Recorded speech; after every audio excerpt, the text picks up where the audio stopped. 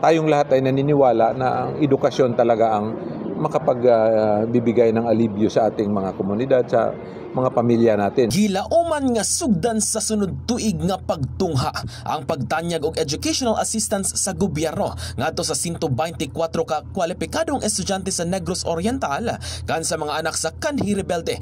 Ipapatupad nila yung educational assistance na ginagawa din natin sa ibang grupo sa Mindanao, sa Luzon. Yun ang so pantay-pantay lahat na dating mga kasamahan natin sa ibang o sa mga rebel groups, nabibigyan ang mga anak nila. Matod ni Presidential Assistant sa Office for Government Peace Implementing Panel sa Sariano nga usa ka estudyante matag pamilya ang makapahimulos niini.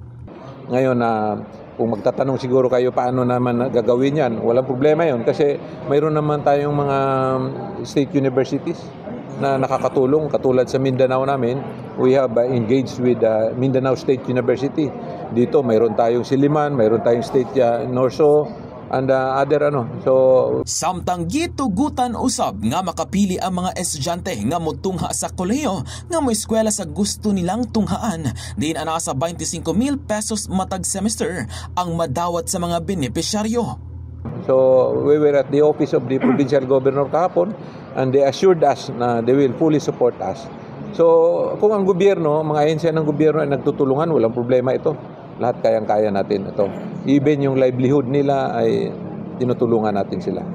So we hope na tuloy-tuloy itong mga programa na ito at para magkakaroon na rin sila ng improvement sa pamumuhay nila.